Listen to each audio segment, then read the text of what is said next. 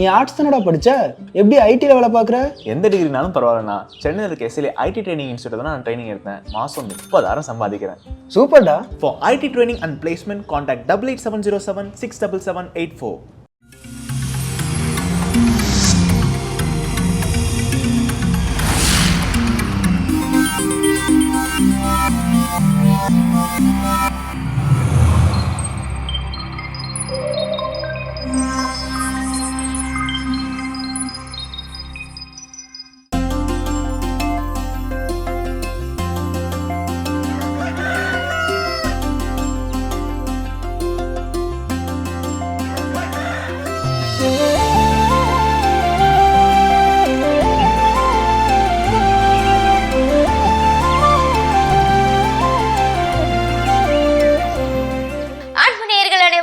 இனிய காலை வணக்கம். எங்களுடைய இதை நீங்கள் பார்க்கவிருப்பது மாதா தொலைக்காட்சியின் கடவுள் வணக்கம். வணக்கம் ஜோஸ். வணக்கம் யமுனா, எப்படி இருக்கிறீங்க? நல்லா இருக்கேன், நீங்க எப்படி இருக்கீங்க? எல்லா நாள் போலவே இன்றைய நாளும் மகிழ்ச்சி, உற்சாகம்.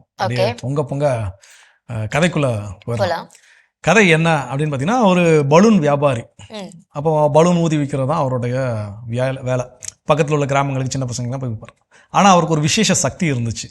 என்ன அப்படின்னா, அவர் பலூன் எந்த பலூன்லாம் ஊதுறாரோ அந்த பலூன் என்ன நினைக்குது, என்ன பேசுதுங்கிறது இவருக்கு கேட்கும். இவருக்கு அது கேட்கும். அப்போ ஒரு முறை ஒரு பலூன் ஊதிட்டு இருக்கிறாரு. அந்த பலூன் சொல்லுது, நீங்க எல்லா பலூன் மாதிரி என்ன பண்ணாதீங்க, ஊதாதீங்க, இன்னும் பெருசா ஊதுங்க, அப்படி சொல்லுது. இவர் சொல்றாரு, வெடிச்சு இல்ல நான் வெடிக்கவே மாட்டேன், நீங்க என்ன பண்ணுங்க ஊதுங்க. இவரும் சரின்னு சொல்லிட்டு என்ன பண்றாரு, ஊதுறாரு. ஊதி அதை ரெடி பண்ணி தொங்க விட்டா அந்த பலூன் பேசிக்குது. மற்ற பலூன்ட்ட சொல்லுது, பாரு உங்களோடலாம் நான் தான் சைஸ்ல பெருசா இருக்கிறேன், ஸோ எல்லாரும் நீங்க எனக்கு என்ன பண்ணணும், ரெஸ்பெக்ட் பண்ணணும், எல்லாருக்கும் என்ன தான் பிடிக்கும் அப்படி இப்படின்னு பயங்கர கர்வமா என்ன பண்ணுது, பேசுது. இவர் எல்லாம் கேட்டுக்கிட்டே வராரு. அப்போ அந்த கிராமத்தில் போய் அந்த அந்த ஒரு இது மாதிரி வச்சிருப்பாங்க இல்லையா, அதில் தான் எல்லாம் கம்பியெல்லாம் கட்டி வச்சிருப்பாங்க பலூனை. அதை போய் ஊனி வச்சுட்டு எல்லா குழந்தைங்களையும் கூப்பிடுறாரு. பலூன் சொல்றது, எல்லாம் பலூன் வாங்க வந்து நிற்கிது கூட்டமா, எனக்கு அதை கொடுங்க எனக்கு. அப்போ எல்லா குழந்தைங்களும் என்ன பலூனுக்கு ஆசைப்படுதுன்னா, அந்த பெரிய பலூனுக்கு என்ன பண்ணுது, ஆசைப்படுது. அப்போ அது சொல்லுது, பார்த்தீங்களா நான் சொன்னேன்ல எல்லாத்தோட பெரிய ஆள் நான் தானே, அதான் எல்லாரும் என்னை வாங்கணுங்கிறாங்க அப்படின்னப்போ ஒரே ஒரு எல்லாருக்குமே அந்த பலூன் நம்ம கொடுக்க முடியாது. First come first serve. அந்த மாதிரி வந்த முதல் குழந்தைக்கு என்ன பண்ணிட்டாங்க, அந்த பலூனை கொடுத்தாச்சு. மற்ற பலூன் எல்லாம் மற்ற குழந்தைங்க வாங்கிட்டு எல்லா பலூனும் என்ன பண்ணிட்டு இருக்கு, விளையாடிட்டு இருக்குது. இந்த பெரிய பலூன் சீக்கிரமா உடைஞ்சிட்டு இருக்குமே. அப்படிதான் உடையணும், அதான கதை. ஸோ அந்த உடையில என்ன ஆயிருச்சு அப்படின்னா, பலூன் வந்து வரும்போது லைட்டா அப்படி பெருசா இருந்தாலும் காத்துக்கு பறந்து போய் மரத்து கிளையில என்ன பண்ணிடுச்சு, மாட்டிக்கிச்சு. கதையை மாத்தியாச்சு. ஓகே, அப்ப உடனே சொல்லிருக்கோம், குட்டி பலூன்லாம் பத்தியா நீ ரொம்ப பெருசா இருக்கு, அதனால குழந்தைங்க மேல போய் மாட்டிக்கிட்டு தாங்க முடியாது, மேல போயிட்ட நாங்கெல்லாம் இன்னும் இருக்கோம், இவங்களோட ஜாலியா விளையாடிட்டு இருக்கிறோம். ஸோ வாழ்க்கையில வந்து அதாவது கதையெல்லாம் நல்லா முடிச்சு வச்சிட்டீங்க. கதையோட கருத்தும் அதே தான், நம்ம தலக்கணத்தோட இருக்க கூடாது என்ற இந்த சிந்தனையோட இப்போ ஆலய தரிசனம் பார்க்கலாம்.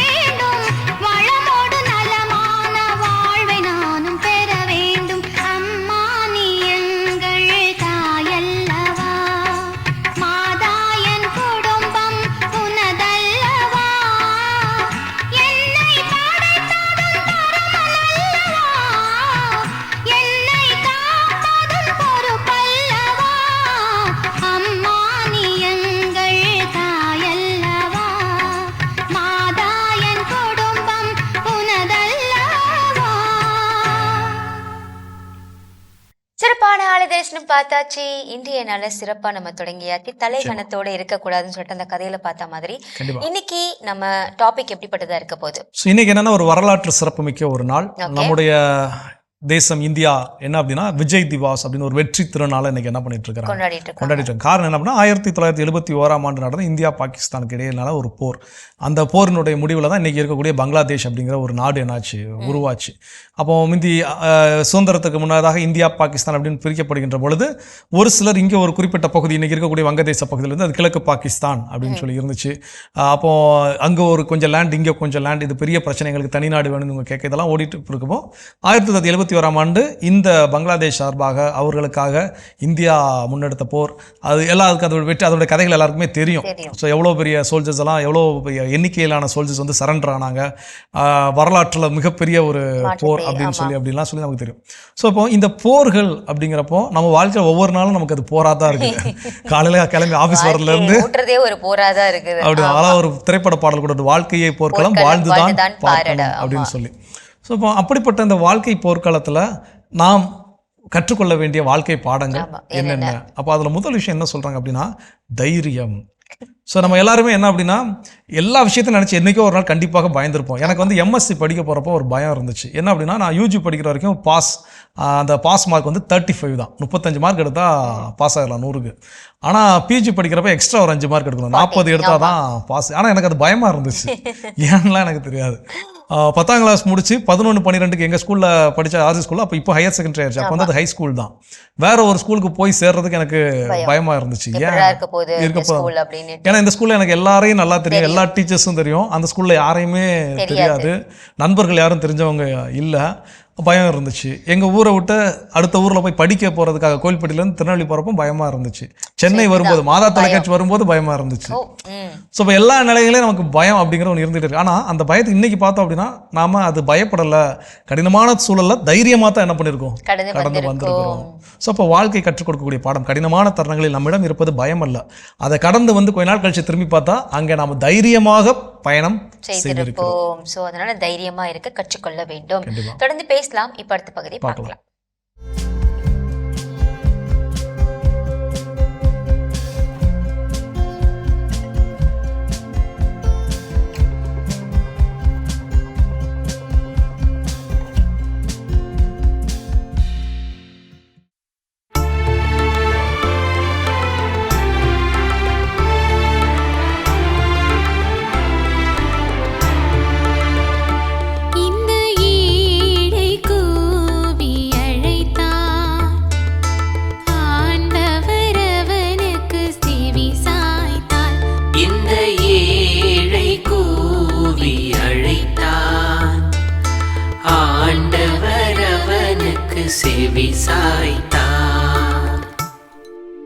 ஆண்டவரை நான் எக்காலம் போற்றுவே,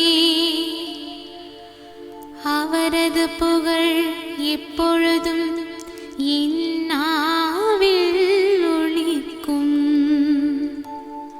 நான் ஆண்டவரை பற்றி பெருமையாக பேசுவே, எளியோர் இதை கேட்டு அக்களிப்பர், எளியோர் இதை கேட்டு அக்களிப்பர். இந்த ஏழை கூவி அழைத்தான், ஆண்டவர் அவனுக்கு செவி சாய்த்தார். இந்த ஏழை கூவி அழைத்தான், ஆண்டவர் அவனுக்கு செவி சாய்த்தார். அவரை நோக்கி பார்த்தோர் மகிழ்ச்சியால் மெளிர்ந்தனர், அவர்கள் முகம் அவமானத்திற்கு உள்ளாகவில்லை. இந்த ஏழை கூவி அழைத்தான், ஆண்டவர் அவனுக்கு செவி சாய்த்தார். அவர் எல்லா நெருக்கடி நின்றும் அவனை விடுவித்து காத்தார்.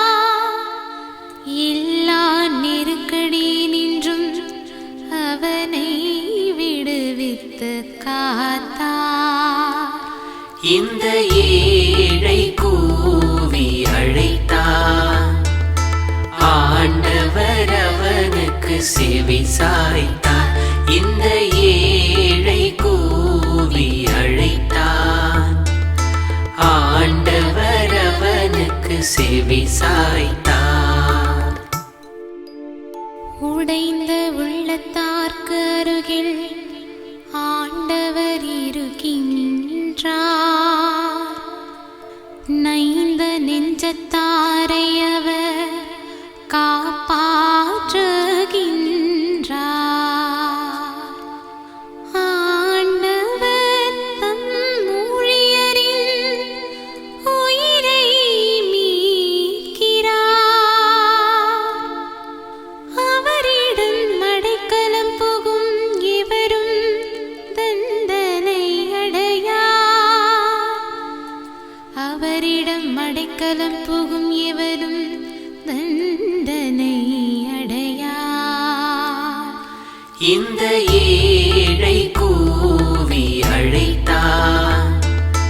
ஆண்டவர் அவனுக்கு செவி சாய்த்தார். இந்த ஏழை கூவி அழைத்தார். ஆண்டவர் அவனுக்கு செவி சாய்த்தார். இயேசு கிறிஸ்துவின் இதய உறவில் வாழும் அன்பு உள்ளங்களே, உங்கள் அனைவருக்கும் பிறக்கவிருக்கும் பாலன் இயேசுவின் அருளும் ஆசீரும் உங்கள் அனைவருடன் இருப்பதாக. இத்திருப்பாடலின் நிகழ்ச்சி வாயிலாக எங்களுடைய சிறிய சிந்தனையையும் உங்களுடைய சிறிய நேரத்தையும் ஒன்றாக செலவிடுவதில் மனம் மகிழ்ச்சி கொள்கின்றது. தினம் ஒரு திருப்பாடலில் இன்று நாம் பார்க்கவிருக்கும் திருப்பாடல் எண் 34. இத்திருப்பாடல் மிகவும் சுவாரஸ்யமானது. இத்திருப்பாடலை பார்ப்பதற்கு முன்பு இத்திருப்பாடலின் பின்புலனை நாம் புரிந்து கொண்டால் திருப்பாடலை உணர்வதற்கு நமக்கு ஏதுவாக இருக்கும். இத்திருப்பாடலின் பின்புலத்தில் தாவீது ஒரு கோயிலுக்கு செல்கின்றார். அந்த கோவிலில் அபிமெலக்கு குருவாக இருக்கின்றார். தாவீதிற்கும் அவருக்கும் ஒரு சிறிய உரையாடல் ஏற்படுகின்றது. பின் தாவீது கோயிலிலிருந்து புறப்பட்டு ஆக்கீசு என்ற ஒரு அரசரை பார்க்க போகின்றார்.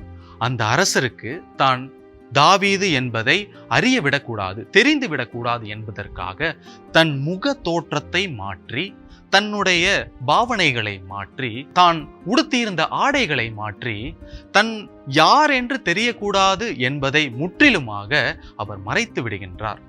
அப்படிப்பட்ட அரசனிடமிருந்து தாவீது தப்பித்து விடுகின்றார். மீண்டும் வெளியே சென்று கடவுளுக்கு ஒரு நன்றி சொல்கின்றார். அதைத்தான் இத்திருப்பாடலின் பின்புலமாக பார்க்கின்றோம். இப்பொழுது இத்திருப்பாடலை பார்ப்போம். இத்திருப்பாடலை 2 விதங்களாக பிரிக்கலாம்.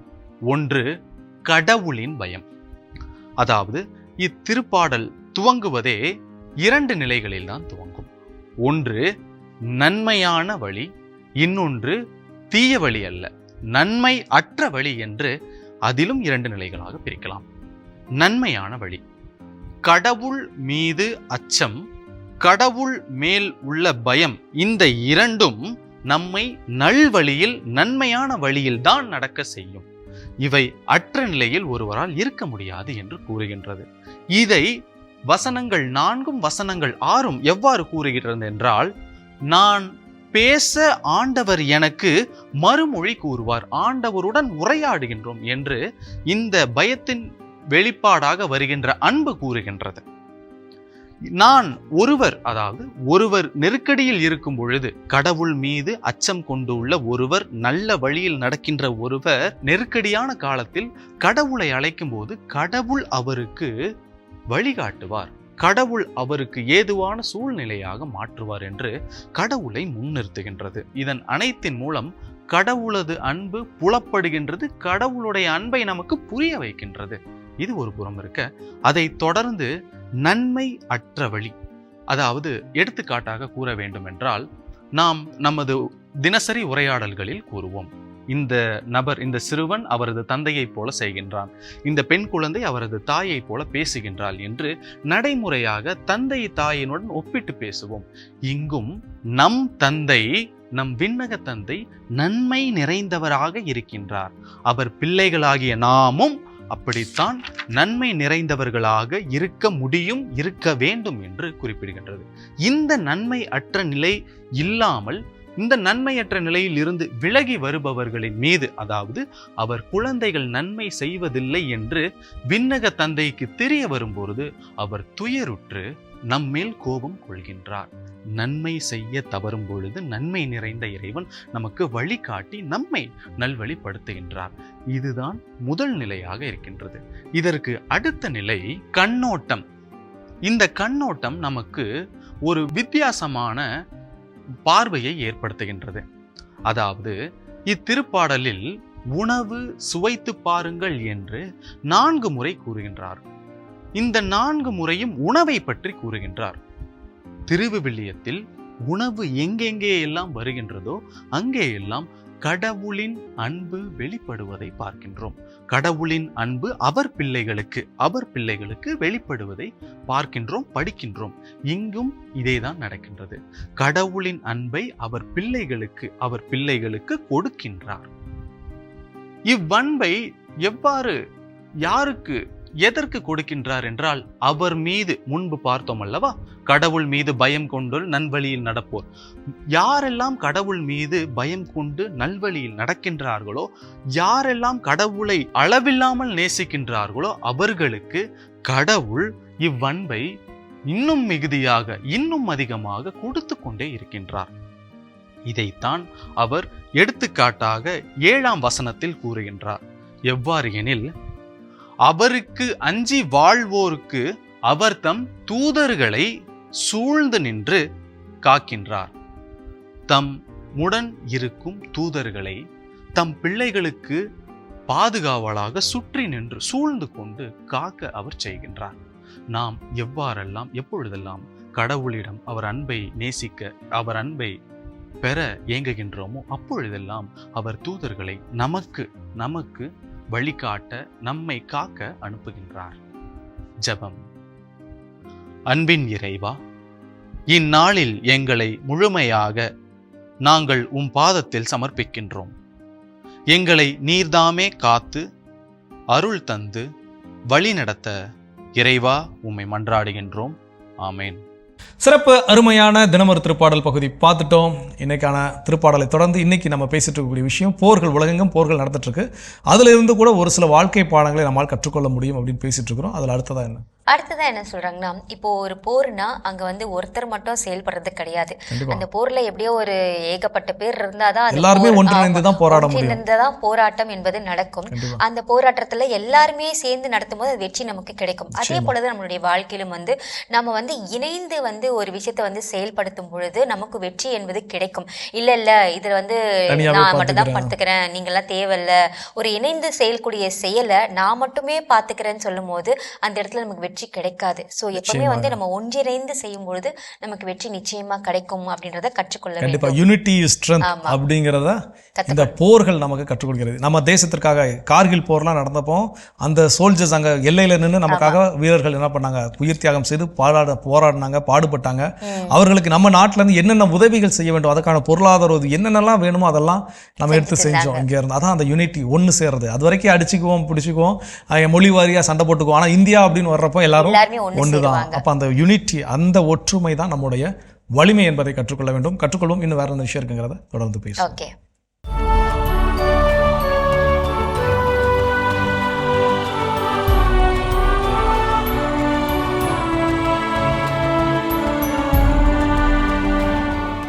டிசம்பர் 16 புனித அடிலைட். பிரான்ஸ் நாட்டின் பர்கண்டி அரசன் 2ஆம் ருடால்ஃபின் மகளாக கிபி 931ஆம் ஆண்டு பிறந்தார் அடிலைட். தன் 16வது வயதில் இத்தாலி இளவரசன் லொதேயரை கரம் பிடித்த இவர் எம்மா என்ற மகளை பெற்றெடுக்க கிபி 950ஆம் ஆண்டு தன் கணவரை இழந்தார். கணவரை இழந்த அடிலைட்டினை இத்தாலி அரசர் ஃபெரென்கர் தன் மகனை திருமணம் செய்து கொள்ளுமாறு வற்புறுத்த அடிலைட் இதற்கு மறுப்பு தெரிவித்ததினால் சிறையில் அடைக்கப்பட்டார். கிபி 951ஆம் ஆண்டு ஆகஸ்ட் மாதத்தில் ஜெர்மன் பேரரசர் ஒட்டோ ஃபெரன்கரை வீழ்த்தி அடிலைட்டினை திருமணம் செய்து கொள்ள அடிலைட் 3 குழந்தைகளுக்கு தாயானார். கிபி 973ஆம் ஆண்டு தனது மகன் 2ஆம் ஒட்டோவை அரசராக்கி மகிழ்ந்த அடிலைட் அரசவை நன்கு செயல்படுவதற்கு ஆலோசனைகளை வழங்கினார். அடிலைட்டின் மருமகள் தியோஃபனா இவருக்கு எதிராக செயல்பட அடிலைட் 2 ஆண்டுகள் அரண்மனையினை விட்டு வெளியில் வாழ்ந்தார். தன் மகனான அரசன் 2ஆம் ஒட்டோ மரணமடைந்ததால் தன் பேரன் 3ஆம் ஒட்டோவினை அரியணை ஏற்றிய அடிலைட் மக்களை கிறிஸ்துவ விழுமியத்தில் நெறிப்படுத்த ஆலோசனைகளை வழங்கினார். மைன்ஸ் மறைமாவட்ட ஆயராக இருந்த வில்லிஜிஸின் வழிகாட்டுதலின்படி எளிய மக்களுக்காகவும் ஆதரவற்றோருக்காகவும் உதவிகள் செய்து வாழ்ந்த அடிலைட் தான் நிறுவிய துறவு மடத்தில் கிபி 999ஆம் ஆண்டு டிசம்பர் 16ஆம் நாள் விண்ணகமடைந்தார். பிரான்ஸ் நாட்டில் எண்ணற்ற துறவு மடங்களையும் ஆலயங்களையும் கட்டி எழுப்பி ஆன்மீகப் பணியில் தன்னை கரைத்துக் கொண்ட அடிலைட்டினை திரு அவை புனிதராக உயர்த்தி பறவைகளின் பாதுகாவலராக அறிவித்தது. புனித அடிலைட் திருவிழாவினை கொண்டாடுகின்ற நாம் நம்மை ஆளுகை செய்கின்ற நம் நாட்டின் தலைவர்களுக்காகவும் அவர்களது பணிகளுக்காகவும் ஆண்டவரிடம் ஜெபிப்போம். சிறப்பான இன்றைய புனிதர் பகுதி நம்ம பார்த்தாச்சு. நாம இன்னைக்கு பேசிட்டு இருக்கோம் போர் சூழலில் இருந்து என்ன மாதிரியான வாழ்க்கை படத்தை நம்ம கத்துக்கணும். அடுத்ததான் என்ன சொல்றாங்க அப்படின்னு பார்த்தீங்கன்னா, அவர் வடிவேலு திரைப்படத்தில் வந்து அவர் வந்து மன்னராக இருப்பார். திடீர்னு எதிரி நாட்டு மன்னன் போர் எடுத்துட்டு இவர் உடனே எல்லாரையும் கூப்பிட்டு எல்லாம் தயாரா இருக்கிறீங்களா, போர் முழங்கட்டும் அப்படின்னு சொல்லி கத்தியை வீசுவார். கத்தியை என்னாகும்னா யார் இதை செஞ்சது, எல்லாருக்கும் அந்த நகைச்சுவை காட்சி நிச்சயமா ஞாபகம் இருக்கும். ஸோ அப்போ அது நகைச்சுவையாக இருந்தாலும் உண்மையாகவே எந்த நாட்டிலையுமே அப்படிலாம் என்ன பண்ண மாட்டாங்க, ப்ரிப்பேர்டாக இல்லாமல் இருக்க மாட்டாங்க. ஸோ அப்போ ஒவ்வொரு நாட்டிற்கும் அந்த பட்ஜெட்லாம் ஒதுக்கும் போது இராணுவத்துக்குன்னு இருக்கக்கூடிய பட்ஜெட் இருக்குது. ஏன்னா அந்த பாதுகாப்பு கருதி அவர்கள் கொடுக்கக்கூடிய பயிற்சி 1 நாள் 2 நாள் இல்லை, ஒவ்வொரு நாளும் அவர்கள் என்ன பண்ணும், அந்த போர் பயிற்சியை எடுத்தாகணும். அப்போ ப்ரிப்பரேஷன், அந்த ப்ரிப்பரேஷன் ரொம்ப ரொம்ப முக்கியம். அப்போ இதை நம்ம அப்படி நம்மளோட லைஃப்பில் அப்ளை பண்ணணும். ஒரு விஷயம் நான் வந்து இன்னைக்கு கனவு காண்றேன் நாளைக்கு அடைஞ்சிருவேன் அப்படின்னா கிடையவே கிடையாது. அதுக்கான பயிற்சி, அதற்கான தயாரிப்பு, முன் தயாரிப்பு வந்து ரொம்ப ரொம்ப ரொம்ப முக்கியம். அந்த முன் தயாரிப்பு இல்லாமல் நம்ம போய் எந்த விஷயத்துல இறங்கணும் அப்படின்னா நிச்சயமாக அது வந்து சொதப்பத்தான் செய்யுமே தவிர அதில் வந்து வெற்றி பெற்றவர்கள் அப்படின்னு யாரையும் நம்மளால கைகாட்ட முடியாது. அப்போ அந்த பயிற்சி செய்ய வேண்டும், முயற்சி செய்ய வேண்டும், முன் தயாரிப்பு பணிகள் செய்ய வேண்டும். அதை இந்த போர் சூழலில் இருந்து கற்றுக்கொள்ள வேண்டும். தொடர்ந்து பேசலாம். இப்ப அடுத்த பகுதியை பார்க்கலாம்.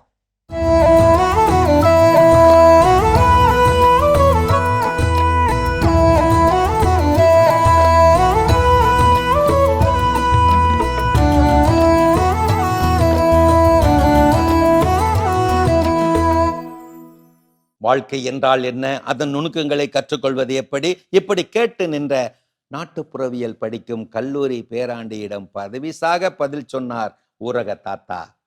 ஒரு பணக்காரன் குப்பை தொட்டியிலிருந்து கிடந்த சோற்றை எடுத்து சாப்பிடுவதை சன்னல் வழியாக பார்த்துவிட்டு இப்படி சொல்லிக் கொண்டான், நல்ல வேளை நான் ஏழையா இல்லை, நன்றி இறைவா. அந்த ஏழை சுற்றிலும் பார்த்தபோது அங்கே ஒரு மனநிலை மாறி பிதற்றி திரிந்த பைத்தியத்தை பார்த்துவிட்டு சொல்லிக் கொண்டான், நல்ல வேளை நான் பைத்தியம் இல்லை, நன்றி இறைவா. அந்த பைத்தியக்காரன் சுற்றிலும் பார்த்தபோது ஒரு நோயாளியை அவசரமாக அள்ளிக்கொண்டு பறந்த ஆம்புலன்ஸை பார்த்துவிட்டு சொல்லிக் கொண்டான், நல்ல வேளை நான் நோயாளி இல்லை, நன்றி இறைவா. ஆம்புலன்ஸில் போன அந்த நோயாளி ஆஸ்பத்திரியை அடைந்த போது அருகே அங்கே பிண வரையிலிருந்து ஒரு சடலத்தை தூக்கி கொண்டு போவதை பார்த்துவிட்டு சொல்லிக் கொண்டான், நல்ல வேளை நான் சவமில்லை, இறைவா நன்றி. அந்த இறந்த மனிதன் மட்டுமே கடவுளுக்கு நன்றி சொல்லுகிறதில்லை. இப்போது தாத்தா கேட்கிறார், இதில் வாழ்க்கை என்றால் என்ன என்று கவனி பேராண்டி. அதை சிறப்பாக உணர்ந்து வாழ 3 இடங்களை நீ பார்வையிடு: அரசு மருத்துவமனை, சிறைச்சாலை, கல்லறை. எப்படி உடல் நலத்தை விட வேறு எதுவும் அழகில்லை என்று மருத்துவமனையில் நீ உணர்வாய். சுதந்திரத்தை விட வேறு எதுவும் முக்கியமில்லை என்று சிறைச்சாலையில் உணர்வாய். மதிப்பில்லாதது வாழ்க்கை என்று கல்லறையில் உணர்வாய். இன்று நான் நடக்கும் நிலம் நாளை எனது கூரையாகலாம் எனவும் நீ உணர்வாய். இதுதான் பேராண்டி, நீ கேட்ட கேள்விக்கு நான் தரும் பதில். இதுதான் வாழ்க்கை. அதன் நுணுக்கங்களை இப்படித்தான் நீ கற்றுக்கொள்ள வேண்டும். முடித்தார் பேராண்டி. எதை நீ கொண்டு வந்தாய்? கொண்டு செல்ல. போராடி வாழ வாழ்க்கை ஒன்றும் போர்க்களம் அல்ல, அது ஒரு பூந்தோட்டம். ரசித்து வாழ வேண்டிய அமர்க்கள பூந்தோட்டம். எதிர்மைகள் இல்லா வாழ்க்கை இல்லை. 2 மணி நேர குப்பை படத்திற்கே வில்லன் தேவைப்படும் போது நீண்ட நெடிய உன் வாழ்வுக்கு எதிரியும் துரோகியும் தேவைதானே? 3 வகையான உறவுகள் தான் நம் வாழ்க்கையை அலங்கரிக்கின்றன.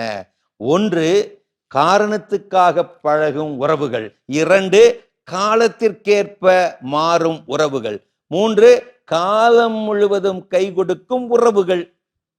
இந்த பூமியே ஒரு வாடகை வீடுதான். எல்லோரும் ஒரு நாள் காலி செய்தே ஆக வேண்டும். அதுவரை மனசே ரிலாக்ஸ் ப்ளீஸ். வாழ்க்கையில் வெந்து நொந்தவருக்குத்தான் தெரியும் தனிமையும் அமைதியும் அமிர்தம் என்று. அந்த அமைதியை இங்கே அங்கே என்று தேடி நீ அலையாதே, அமைதியாகவே மாறிவிடு. வாழ்க்கையில் நினைவில் வைத்துக் கொள்ளுங்கள், ஆடம்பரம் என்பது ஆடும் பம்பரம் போன்றது. எப்போது வேண்டுமானாலும் சாய்ந்து விடலாம். நடித்து வாழ்வது நகரத்து வாழ்க்கை, பிடித்து வாழ்வது கிராமத்து வாழ்க்கை. உங்கள் வாழ்க்கையில் நீங்கள் பூட்டை போல் விசுவாசமாயிருங்கள் ஆண்டவரிலே. அது துருப்பிடித்து உடைந்து போகும் நிலையில் இருந்தாலும் பிற சாவிகளை ஏற்றுக்கொள்ளுகிறதில்லை. சுருக்கமா சொல்ல போனா, ஊட்டிய பாலுக்கும் ஊற்றும் பாலுக்கும் இடைப்பட்டது தாங்க வாழ்க்கை. அருமையான கதைகள் 1000 பகுதி பார்த்துட்டோம். அதோட இன்னைக்கு நம்ம பேசிட்டு இருக்கிறோம் ராணுவ வீரர்கள். இவங்க கிட்டலாம் இருந்து நிறைய வாழ்க்கை பாடங்களை கற்றுக்கொள்ளலாம். அதில் அடுத்ததா என்ன? அடுத்ததா அவங்க கிட்ட இருந்து என்ன கத்துக்கணும்னா, நம்ம வந்து தியாகம் செய்யற ஒரு நல்ல விஷயத்த அவங்க கிட்ட இருந்து நம்ம கத்துக்கணும். இப்போ ஒரு போருக்கு போறாங்க, அவங்களுக்கு தெரியாது இந்த இடத்துல நம்ம வந்து உயிரை விடுவோமா இல்லையான்னு சொல்லிட்டு. ஆனா பரவாயில்ல, என் உயிரே போனாலும் இந்த நாட்டுக்காக போகட்டும் சொல்லிட்டு அவங்க உயிர் தியாகம் செய்யறாங்க இல்லையா, அந்த மாதிரி இந்த தியாக செயலை அவங்க கிட்ட இருந்து நம்ம கத்துக்கணும். ஒவ்வொரு விஷயத்துலயும் எதையாவது ஒண்ணு நம்ம வந்து நம்மளோட லைஃப்ல தியாகம் செய்யறதுக்கு நம்ம தயாரா இருக்கணும். கண்டிப்பாக எனக்கு சில நபர்களை பார்க்கின்ற ரொம்ப ஆச்சரியமாக இருக்கும். காவல்துறை அதிகாரிகளை பார்க்குறப்ப ரொம்ப ஆச்சரியமாக இருக்கும். ராணுவ வீரர்கள், அப்புறம் அருட்தந்தையர், அருட்சகோதரர்கள், இவங்க எல்லாமே என்ன அப்படின்னா அவங்களுடைய வாழ்க்கையை, அதாவது அவங்களுடைய தனிப்பட்ட வாழ்க்கை. இன்றைக்கி நம்ம எல்லாம் அப்படிலாம் இல்லை. எனக்கு தனிப்பட்ட வாழ்க்கை அது மேலே விருப்பு நமக்குலாம் இருக்குது. அவங்க தனக்காக மட்டும் வாழாமல் இந்த சமுதாயத்தில் ஏதோ ஒரு விஷயத்துக்காக வாழக்கூடிய நபர்கள் அவங்க எல்லாம். அப்போ அவங்கள நம்ம கண்டிப்பாக மேற்கொள்ளிட்டு காட்ட முடியும். அப்போ அதில் அவங்களுக்குள்ள சொல்லப்படாத, அதை பற்றி பேசப்படாத தியாகங்கள் என்ன இருக்குது. எனக்குமே பூட்டப்படாத கதவுகள் காவல்துறையின் கதவுகள் அப்படின்னு சொல்லுவாங்க. அப்போ ஒரு நல்ல நாள் பொழுது கூட இப்போ நம்மலாம் கிறிஸ்மஸ்க்கோ இல்லை இன்னும் திருவிழாக்களுக்கோ செலிப்ரேட் பண்ணுவோம். ஆனா அவங்க எங்கேயோ ஒரு இடத்துல காவல் காத்து கொண்டு இருக்க வேண்டியிருக்கிறது. குடும்பத்தினரோடு செலவிட முடியாத சூழல் இருக்குது. அவங்க குழந்தைகளோட நேரத்தை செலவிட முடியாத ஒரு சூழல் இருக்குது. பொண்ணு கொடுக்கறது கூட யோசிப்பாங்க நிச்சயமா அப்படின்ட்டு எவ்வளவு விஷயங்கள். அப்போ இவ்வளவு எல்லாத்தையும் தியாகம் பண்ணி நான் வந்து நாட்டுக்காக, சமுதாயத்திற்காக, இந்த உலக பிறருடைய வாழ்க்கைக்காக தங்களுடைய வாழ்க்கை என்ன பண்ணியிருக்கிறாங்க, தியாகம் செஞ்சிருக்கிறாங்க. எனக்கு அவங்களாம் பார்க்க ரொம்ப ஆச்சரியம். எப்படி இப்படிலாம் முடிவெடுத்து மிலிட்ரிக்கு போகிறாங்க, காவல்துறை பணிக்கு போகிறாங்க, சீருடை பணியாளர் அப்படிங்கிறதுக்கெல்லாம் போகிறாங்க. எப்படி இது பாசிபிளாக இருக்குன்னா, அப்போ அவங்க அந்த தியாகத்தை பற்றி நம்ம பெருசாக பேசுகிறதே கிடையாது, அதை அங்கீகரிக்கிறதே இல்லை. அதெல்லாம் தியாகம் தான். ஸோ அப்போ அந்த தியாகத்தை அவர்களிடமிருந்து நாம் கற்றுக்கொள்ள வேண்டும். தொடர்ந்து பேசலாம். இப்போ அடுத்த பகுதியை பார்க்கலாம்.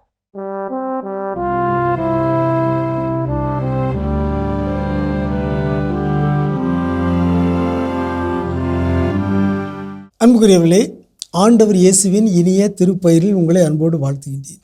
இயேசுவின் ஆளுமை என்னும் தொடரில் இயேசுவின் மறைப்பணி உத்தியை பற்றி பகிர்ந்து கொள்ள விரும்புகிறேன். இவாஞ்சலைசேஷன் ஸ்ட்ராட்டஜி என்னும் சொல்லுக்கு தமிழாக்கமாகத்தான் இயேசுவின் மறைப்பணி உத்தி என்னும் தலைப்பை நான் பயன்படுத்துகிறேன். இயேசு ஒரு சிறந்த ஆளுமையாக, தலைவராக, திட்டமிட்டு செயல்படுவராக, அறிவாற்றல் மிக்கவராக இருந்தார் என்பதற்கு பல சான்றுகளை நாம் நற்செய்தி நூல்களில் பார்க்கிறோம். அவருடைய பணி வாழ்வில் அவருக்கென்று சில திட்டங்கள், சில உத்திகள் இருந்தன. எனவே அவர் வீணாக தன்னுடைய நேரத்தை, தன்னுடைய காலத்தை, தன்னுடைய ஆற்றலை, ஏன் தன்னுடைய உயிரை இழக்கவும் விரும்பவில்லை. தன்னுடைய பணிகளை எல்லாம் முடிக்க வேண்டும், அதற்கு முன்பாக தேவையில்லாமல் தன்னுடைய ஆற்றலை நேரத்தை விரயமாக்க வேண்டாம் என்கிற உத்தியை ஸ்ட்ராட்டஜியை இயேசு பயன்படுத்தினார். 2 எடுத்துக்காட்டுகளை பார்க்கலாம். யோவான் நற்செய்தி 8:59. யோவான் நற்செய்தி 8:59 யூதர்களோடு இயேசுவுக்கு வாக்குவாதம், ஆபிரகாமை பற்றி யூத சடங்குகளை பற்றியெல்லாம் வாக்குவாதம் முற்றி வருகிறது. இயேசு அவரிடம் ஆபிரகாம் பிறப்பதற்கு முன்பே நான் இருக்கிறேன் என உறுதியாக உங்களுக்கு சொல்கிறேன் என்றார். 59. இதை கேட்ட அவர்கள் அவர் மேல் எரிய கற்களை எடுத்தார்கள். ஆனால் இயேசு மறைவாக நழுவி கோவிலிருந்து வெளியேறினார். மறைவாக நழுவி என்று சொல்லி பயன்படுத்தப்பட்டிருக்கிறது. நமக்கு வியப்பாக இருக்குது. ஆகவே இயேசு நமக்கு தெரியும், இயேசு ஒரு அஞ்சாத மனிதராக, அச்சமற்ற மனிதராக இருந்தார். அவர் எதை கண்டும் அஞ்சவில்லை, யாரை கண்டும் அஞ்சவில்லை, ஏரோதை கண்டும் அஞ்சவில்லை, பிலாத்துவை கண்டும் அஞ்சவில்லை. ஆனால் இங்கே அவர் மறைவாக நழுவி கோவிலிலிருந்து வெளியேறினார் என்று யோவான் பதிவு செய்திருக்கிறார். இதைத்தான் நான் மறைப்பணி உத்தி என்று அழைக்கிறேன். இங்கே இயேசு அவர்களோடு போராடி அவர்கள் கையில் சிக்கி அவர்களிடம் மாட்டிக்கொண்டு தன்னுடைய நேரத்தை, தன்னுடைய ஆற்றலை விரயமாக்க விரும்பவில்லை. அடுத்த இடத்திற்கு சென்று தொடர்ந்து இந்த பணியை செய்ய வேண்டும் என்கிற தன்முனைப்பு தான் அவரிடம் இருந்தது. இன்னொரு எடுத்துக்காட்டை பார்க்கலாம். இதே யோவான் நற்செய்தி 10:39 நாம் வாசிக்கின்றோம். மீண்டும் ஒரு முறை யூதர்கள் அவரை கொல்வதற்கு முயற்சி செய்கிறார்கள். அவர்கள் கையில் அகப்படாமல் அவர் அங்கிருந்து சென்றார். அவர்கள் கையில் அகப்படாமல் அவர் அங்கிருந்து சென்றார் என்று யோவான் எழுதியிருக்கிறார். ஆக இதுவும் அந்த இயேசுவின் மறைப்பணி உத்தியில் ஒன்றுதான். இயேசு யோவான் நற்செய்தியில் இன்னொரு சொல்லாடலை நாம் பார்க்கிறோம். எனது நேரம் இன்னும் வரவில்லை. எனவே இயேசு தனது நேரத்தை அறிந்திருந்தார். என்னுடைய பணி எப்போது நிறைவு பெறும்? 3ஆம் நாளில் என் பணி நிறைவு பெறும். அதுவரையில் நான் எந்த சிக்கலிலும் மாட்டிக்கொள்ள விரும்பவில்லை, அவரிடம் அகப்பட விரும்பவில்லை. எனவே அங்கிருந்து நழுவி அவரிடமிருந்து அப்புறமாக சென்றார். இதுதான் இயேசுவின் மறைப்பணி உத்தி. இது ஒரு ஞானம். இதை நாம் இயேசுவின் ஆளுமையிலிருந்து கற்றுக்கொள்ள வேண்டும். நம்முடைய வாழ்வில், நம்முடைய பணியில் தேவையில்லாமல் நாம் வம்பை விலை கொடுத்து மாட்டக்கூடாது. நம்முடைய பணிகளை நிறைவேற்றுவதிலேயே நாம் குறியாக இருக்க வேண்டும். அதற்கு தடையாக வருகின்றவர்களிடமிருந்து நாம் நழுவி செல்ல வேண்டும், விலகி செல்ல வேண்டும் என்கிற ஞானத்தை இயேசுவின் ஆளுமையிலிருந்து நாம் கற்றுக்கொள்வோமாக. உங்களுக்கு அமைதி உரித்தாகுக. சிறப்பான இயேசுவின் ஆளுமை பகுதியை நம்ம பார்த்தாச்சு. நாம இன்னைக்கு பேசிட்டு இருக்கோம் ராணுவ வீரர்கள் அவர்களிடமிருந்து கற்றுக்கொள்ள வாழ்க்கை பாடங்கள்ல அடுத்ததா என்னது? ஸோ அடுத்ததா என்ன? தலைமைத்துவ பண்பு. இதை அவங்க கிட்ட இருந்து நாம் கற்றுக்கொள்ள வேண்டும். இந்த தலைமைத்துவ பண்பு ரொம்ப ரொம்ப ஒரு அற்புதமான பண்பு. இதை வைத்து மிகப்பெரிய மாற்றங்களை என்ன பண்ண முடியும், ஏற்படுத்த முடியும். இதே தலைமைத்துவ பண்பு காந்தியடிகள்கிட்ட இருந்துச்சு, நேதாஜி சுபாஷ் சந்திர போஸ் கிட்ட இருந்துச்சு. 2 பேர் முன்னாடியும் மக்கள் அணிதிரண்டு என்ன பண்ணாங்க, நின்னாங்க. ஒருத்தர் அகிம்சை வழியில போராடினா வெற்றி கிடைக்கும் நம்பினாரு. அதான் அகிம்சை வழியை பின்பற்றக்கூடிய மக்கள் எல்லாம் அவர் பின்னாடி நின்னாங்க. ஒருத்தர் அகிம்சை மட்டுமல்ல, அடிச்சா திருப்பி அடிக்கணும், நாம அதற்கான தைரியத்தோடு நாம் செயல்பட வேண்டும் அப்படிங்கிற ஒரு புரட்சிகர குணத்தோடு என்ன பண்ணாரு இருந்தாரு. அவர் பின்னாடி புரட்சிகர சிந்தனை கொண்ட இளைஞர்கள் என்ன பண்ணாங்க, ஒன்று சேர்ந்து போனாங்க. அப்போ இவங்க 2 பேர்கிட்ட இருந்த தலைமை பண்பு மிகப்பெரிய மாற்றத்தை உண்டு பண்ணுச்சு. இதே தலைமைத்துவ பண்பு தான் ஹிட்லர் கிட்டையும் இருந்துச்சு. ஓகே, ஆனா அவர் எப்படி பயன்படுத்தினாரு அப்படிங்கிற விஷயம் இருக்குது. ஸோ மக்கள்ல ஒரு கட்டத்துல நீங்க எல்லாம் ஆபத்துல இருக்கீங்க, யூதர்கள் எல்லாம் ஆபத்துல, கிறிஸ்தவர்கள் எல்லாம் ஆபத்துல இருக்கிறாங்க, யூதர்கள் எல்லாம் அச்சுறுத்தல் இருக்குது அப்படின்னே சொல்லி சொல்லி சொல்லி சொல்லி இல்லாத ஒரு விஷயத்தை இருக்கிற மாதிரி உண்டு பண்ணி அப்போ ஒட்டுமொத்த மக்களுக்கும் யூதர்கள் மீதான ஒரு வெறுப்பை திணிச்சு யூதர்களுடைய இன அழிப்பு, கொன்று குவித்து என்ன பண்ணா, ஒரு மிகப்பெரிய ஒரு அழிவை என்ன பண்ணா ஏற்படுத்தணும். அவனுடைய அழிவு எப்படி இருந்துச்சு எல்லாருக்கும் தெரியும். தன்னைத்தானே சுட்டுக்கொண்டு, வேற வழி இல்லை, கோலத்தனமா தன்னைத்தானே சுட்டுக்கொண்டு செத்து போயிட்டான். ஸோ அப்போ இந்த தலைமைத்துவ பண்பு ரொம்ப அற்புதமான பண்பு. ஆனா எப்படிப்பட்ட ஆளுமைகள்ல இருக்கிறப்போ வேறுபடுகிறது. அப்போ நாம் எந்த ஆளுமை போல இருக்க வேண்டும், எப்படி நாம் பயன்படுத்த வேண்டும், சரியாக நம்ம கற்றுக்கொள்ள வேண்டும். சூப்பர், தொடர்ந்து பேசலாம். அதுக்கு முன்னாடி பிரேக் போயிட்டு வரலாம்.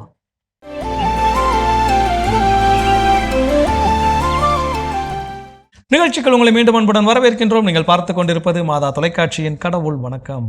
ஸோ சிறப்பான நாளில் பேசிட்டு இருக்கிறோம். ராணுவ வீரர்களிடமிருந்து கற்றுக்கொள்ள வேண்டிய வாழ்க்கை பாடம் அடுத்ததா என்ன? அடுத்தது அவங்க கிட்ட என்ன கற்றுக்கணும்னா, எல்லாவற்றுக்கும் நான் தகுதியானவன் அப்படின்ற ஒரு விஷயத்தை கற்றுக்கணும். ஏன்னா அவங்க அந்த ட்ரைனிங்க்கு வரதுக்கு முன்னாடி சிலர் நல்லா படிச்சிருக்கலாம், சிலர் ஒரு விஷயத்துல தேர்ந்து நல்லா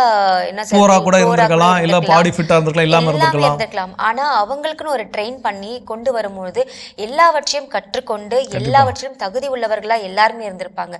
ஸோ அந்த ஒரு விஷயத்தை அவங்க கிட்ட இருந்து கற்றுக்கணும். நான் தகுதி இல்லாதவள், எனக்கு இந்த வேலைக்கெல்லாம் நான் தகுதி இல்லை அப்படின்னு சொல்லிட்டு ஒரு சில நேரங்களை நம்ம ஒதுக்கிட்டு போவோம் இல்லையா.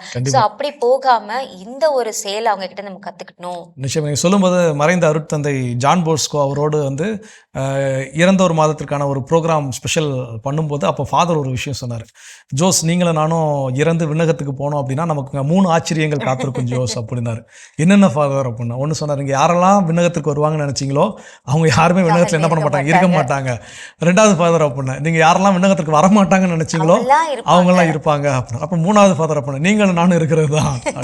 ஸோ அதுபோல் நம்ம வாழ்க்கையில் சில நேரங்கள் நாம் எனக்கு இதில் தகுதி இல்லை அப்படின்னு நினச்சிடலாம். ஆனால் நம்ம அதில் நம்முடைய தகுதியை வளர்த்து கொண்டு அதில் நம்ம வந்து ஒரு சுப்பீரியராக ஆகிறது கூட என்ன இருக்குது, வாய்ப்புகள் இருக்குது. நீங்கள் சொன்ன மாதிரி அவங்க நல்லா படிச்சிருக்கலாம், படிக்காமல் இருந்திருக்கலாம், அவங்களுக்கு நல்ல உடல் ஃபிட்னஸ் இருந்திருக்கலாம், இல்லாமல் இருந்திருக்கலாம். ஆனால் தன்னை தகுதிப்படுத்தி கொண்டு அந்த இடத்துல ஓகே நம்ம ராணுவ வீரர், நம்ம இது டியூட்டி, இதை செய்கிறோம். ஸோ இப்போ அந்த ஒரு மனப்பான்மையை என்கிட்ட அந்த தகுதி இல்லைன்னு நான் நினச்சா கூட அதை உருவாக்கி கொள்ள என்னால் முடியும் அப்படின்னு. ஸோ அப்போ நம்மளை எல்லாமே குறைச்சி மதிப்பிட கூடாது. அதை நம்ம அவர்களிடமிருந்து கற்றுக்கணும். சூப்பர். தொடர்ந்து பேசலாம். இப்ப அடுத்த பகுதியை பார்க்கலாம்.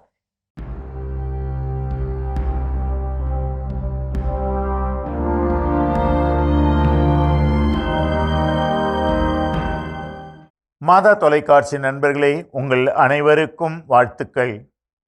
மகிழ்ச்சியோடும் வெற்றியோடும் வாழ்வதற்கான வழிகளை சிந்தித்து கொண்டிருக்கின்ற நமக்கு இதோ உலக மகாவீரன் என்று அழைக்கப்படும் நப்போலியன் போனபார்ட் ஒரு அழகான வழியை சொல்லிச் செல்லுகின்றார். அவர் கூறுகிறார், when firmness is sufficient, rashness is unnecessary. உறுதியோடு இருப்பது போதுமான போது தகாத துணிச்சல் நமக்கு தேவையற்றது. நண்பர்களே, நம் வாழ்விலே பலமுறை இப்படி நடந்து விடுகிறது.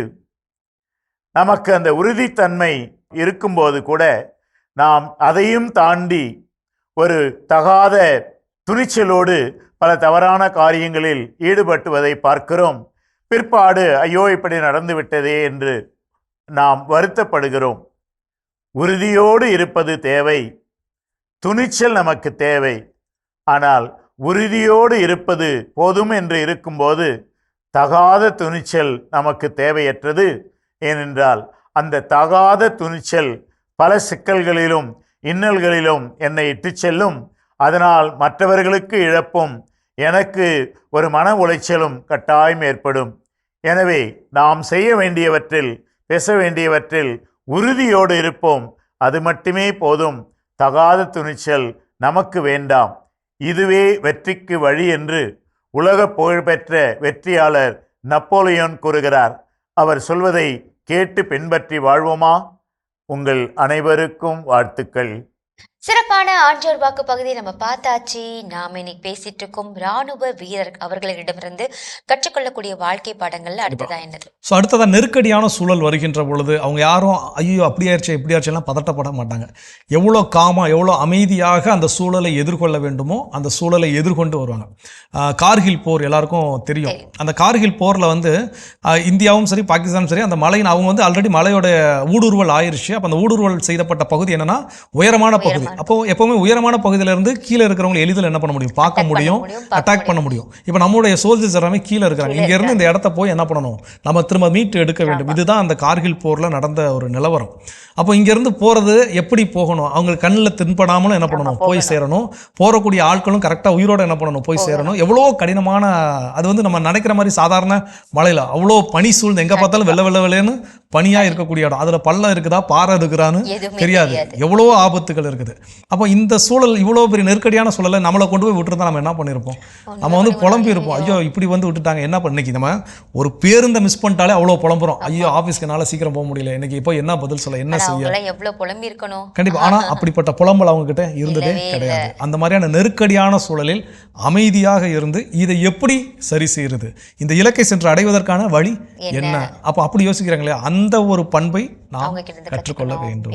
சூப்பர், கற்றுக்கொள்வோம். தொடர்ந்து பேசுவோம். இப்ப அடுத்த பகுதியை பார்க்கலாம்.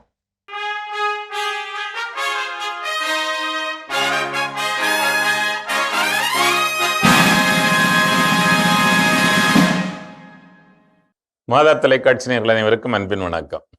இந்தியராகிய நாம் இந்த தொடரில் உங்களை சந்திப்பதில் மீண்டும் பெருமகிழ்ச்சி அடைகின்றேன். கிராம ஊராட்சிகளைப் போல நகராட்சிகளிலும் நம்முடைய பங்கு, நம்முடைய பொறுப்பை பற்றி பார்த்து கொண்டிருக்கின்றோம். நம்முடைய உரிமைகளை உறுதி செய்வதற்காக இடஒதுக்கீட்டு கொள்கை எப்படி செயல்படுகிறது என்பதையும் பார்த்தோம். இப்போதும் நகராட்சிகளினுடைய கடமைகள் அதிகாரங்களை பற்றி நாம் பார்க்கிற பொழுது ஏறக்குறைய அதே கடமைகள் அதே அதிகாரங்கள் தான்.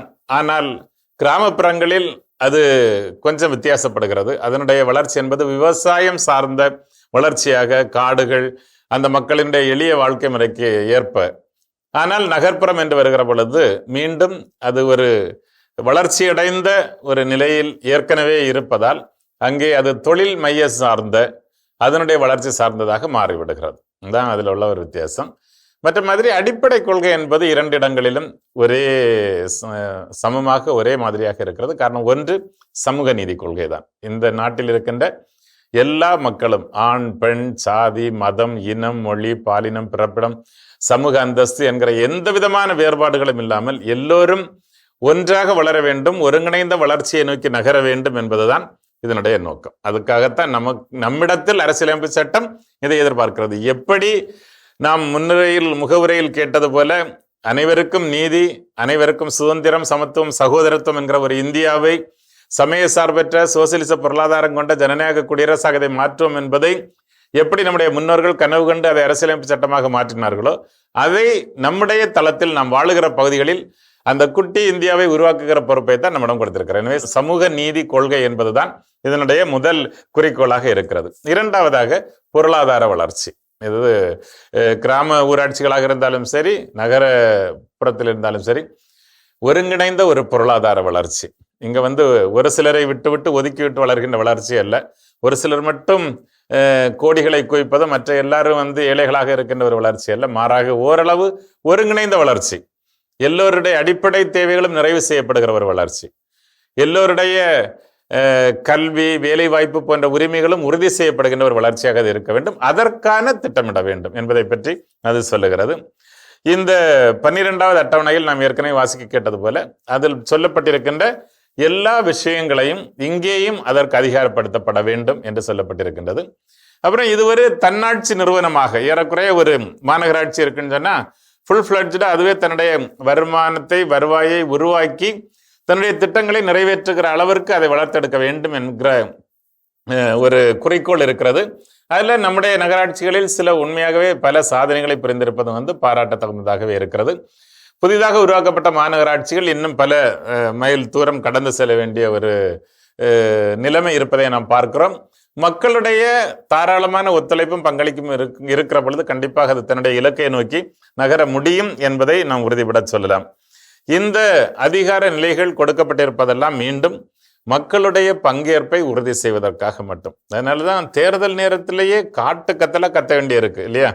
வாங்க ஓட்ட போடுங்க, ஓட்டு போடுங்க, ஓட்டு போடுங்க இவ்வளவு சொல்லி இவ்வளவு பிரச்சாரம் பண்ணி எல்லாம் பண்ண பிறகு 50%, 55% ஓட்டை சென்னை தாண்ட மாட்டேங்குதுங்கிறது உண்மையிலேயே வருத்தத்துக்குரிய செய்தி. ஏன்னா சென்னை தான் மற்ற மாவட்டங்களுக்கு எடுத்துக்காட்டாக இருக்க வேண்டிய மாவட்டம். குறைந்தபட்சம் 90% வாக்கு இங்க பதிவாச்சுன்னு சொன்னாதான் மற்ற மாவட்டங்கள் அதை பார்த்து நமக்கும் நம்முடைய கடமை. ஏன்னா இது நான் திரும்ப திரும்ப வலியுறுத்த விரும்புவது போல இந்த அரசியல் பங்கேற்பு இல்லாமல் நாம் அரசியலமைப்பு சட்டத்தை நிறைவடைய செய்ய முடியாது. இந்த நம்முடைய அரசியல் பங்கேற்பு இல்லாமல் நாளே நம்முடைய தலைமுறைகளுக்கான நல்ல சமூகத்தை உருவாக்கி வைக்க முடியாது. நம்முடைய பங்கேற்பில் நாம் சூடை போய்விட்டால், நாம் தோல்வியுற்று விட்டோம் என்றால் இந்த சமூகம் ஒட்டுமொத்தமாக தோல்வியுற்று விடுகிறது. அப்புறம் யாரை குறை சொல்லியும் பயனில்லை. அது அழிவை நோக்கி நகர்ந்து கொண்டிருக்கிறது. அப்ப அதை தடுக்கணும் அப்படின்னு சொன்னா தீமைகளை தடுக்க வேண்டும் என்று சொன்னால் குறிப்பாக ஊழல், லஞ்சம் போன்ற பிரச்சனைகள் நாம் பெரிதாக பார்க்கிறோம். அப்ப அதெல்லாம் இல்லாம இருக்கணும் அப்படின்னு சொன்னா மக்களுடைய பங்கேற்பில் தான் அது சாத்தியமாகும். எனவேதான் எல்லா தலைவர்களும் இந்த சமூகத்திற்காக போராடியவர்கள் மக்களைத்தான் நம்பினார்கள். இந்த மக்களால் தான் இந்த அரசியலமைப்பு சட்டத்தை உறுதிபட இந்த மண்ணிலே நிலைநிறுத்த முடியும் என்கிற நம்பிக்கை அவர்களுக்கு இருந்தது. நாம் பல நேரங்களில் பார்வையாளர்களாக மட்டுமே இருந்து கொண்டிருக்கிறோமே தவிர இந்த சமூகத்தை பொறுத்தமட்டில், அரசியலை பொறுத்தமட்டில் பங்கேற்பாளர்களாக எப்போதும் மாறப்போகிறோம். பங்கேற்பாளர்களாக மாறுவதில் தான் நம்முடைய வாழ்வின் அர்த்தமும் பதிந்திருக்கிறது. இந்த நாட்டினுடைய எக்ஸிஸ்டன்ஸ் சொல்றோமே அதனுடைய இருப்பும் அதில் தான் அடங்கி இருக்கிறது என்பதை உணர்ந்து கொண்டவர்களாக நாமும் பங்கேற்க முன்வருவோம். உங்கள் அனைவருக்கும் இந்த நாளினுடைய இனிய வாழ்த்துக்களை அன்போடு தெரிவித்துக் கொள்கின்றேன். நன்றி, வணக்கம். அருமையான இந்தியராகிய நாம் பகுதி பார்த்துட்டோம். அதோட இன்னைக்கு நம்ம பேசிட்டு இருக்கிறோம் கடவுள் வணக்கம் நிகழ்ச்சியில் ராணுவ வீரர்களிடமிருந்து கற்றுக்கொள்ள வேண்டிய வாழ்க்கை பாடம் அடுத்ததாக இல்லை. அடுத்ததா என்ன அவங்க கிட்ட இருந்து கத்துக்கணும்னா, எது சரியோ அதற்காக நம்ம வந்து குரல் கொடுத்து நிற்க வேண்டும் அப்படின்ற ஒரு விஷயத்த அவங்க கிட்ட இருந்து நம்ம கத்துக்கணும். ஆனா நம்ம என்ன பண்றோம்னா, சரியா தவறா நம்ம பாக்குறதே கிடையாது. அங்க என்ன நடந்ததும் தெரியாது. ஆனா தப்பான விஷயத்துக்கு நம்ம போயிட்டு அங்க ஆர்கியூமெண்ட் பண்ணிட்டு இருப்போம். ஸோ அப்படி பண்ணாம நல்ல விஷயம் எது என்பதை புரிந்து தேர்ந்தெடுத்து நம்ம வந்து அந்த விஷயத்துக்காக குரல் கொடுக்கறத நம்ம கத்துக்கணும். நிச்சயமா சில மனிதர்கள் இருக்கிறாங்க, எனக்கு உங்களை பார்த்தா ரொம்ப கோவம், நான் ரொம்ப நியூட்ரலா இருக்கிறேன்னு சொல்லுவாங்க. நியூட்ரல் அப்படின்னு ஒன்று கிடையவே கிடையாது. ஒன்று நீங்க நல்லது பக்கம் இருக்கணும், இல்லை கெட்டது பக்கம் இருந்தாகணும். ரெண்டுக்கும் நடுவுல அப்படின்னு சொல்லி ஒண்ணு கிடையவே கிடையாது. சோ அப்போ நம்ம அது எப்படின்னா ஒரு எஸ்கேபிசம் ஆகிற மாதிரியான ஒரு விஷயம். அது ஓப்பனா எஸ்கேபிசம் தான் அது சொல்ல போனா. என்ன அப்படின்னா நம்ம வந்து சரி ஆம் என்றால் ஆமெனவும், இல்லை என்றால் இல்லை எனவும், அப்படிதான் விவிலியத்துல சொல்லப்பட்டிருக்க தவிர ஆமா இல்லை அப்படின்னு சொல்லி எதுவுமே கிடையாது. இல்ல ஆமா அப்படின்னு சொல்லுங்கன்னா அவர் என்ன பண்ணல சொல்லலாம். ஸோ அப்போ எனக்கு ஒரு நன்மை செய்ய வாய்ப்பு இருந்து அந்த நன்மை செய்யலை, நான் அங்கேருந்து போயிட்டேன் அப்படின்னா அது தப்பு தான், அது பாவம். எனக்கு தீமையை விட்டு விலகி செல்ல வாய்ப்பு இருந்தும் நான் அதை செல்லலை, அந்த தீமையை நான் செய்கிறேன் அப்படின்னா அதுவும் பாவம் தான். ஸோ அப்போ ராணுவ வீரர் போல வாட் இஸ் ரைட், இதுதான் சரி, அப்படி அதில் துணிஞ்சு நிற்கிறாங்க இல்லையா. ஸோ அது போல் எனக்கு இந்த உண்மையை சொன்னால் எனக்கு பிரச்சனை வரும் தெரியுது, ஒன்றும் பிரச்சனை, அந்த பிரச்சனையை நான் ஃபேஸ் பண்ண ரெடியாக இருக்கிறேன், ஆனால் நான் உண்மையை சொல்லி தான் தீருவேன். ஸோ அப்படிப்பட்ட உண்மைக்கு குரல் கொடுக்க நாம் கற்றுக்கொள்ள வேண்டும். சூப்பர், தொடர்ந்து பேசலாம். இப்போ அடுத்த பகுதியை பார்க்கலாம்.